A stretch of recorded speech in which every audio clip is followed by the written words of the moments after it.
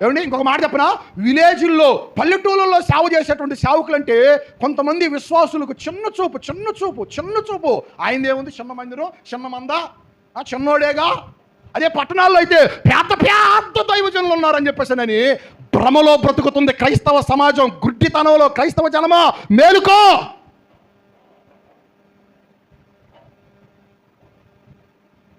నాలుగు ఆడిటోరియం తీసుకొని నడిపిస్తే గొప్పవాళ్ళేం అయిపోరు, పెద్దవాళ్ళేం గారు. ఇంకొక మాట చెప్పనా, బైబిల్ బేసిక్స్ కూడా కొంతమందికి బడా అనేటువంటి వాళ్ళకి తెలియదు. బైబిల్ బేసిక్స్ కూడా తెలియదు, చెప్పేస్తున్నారంతే.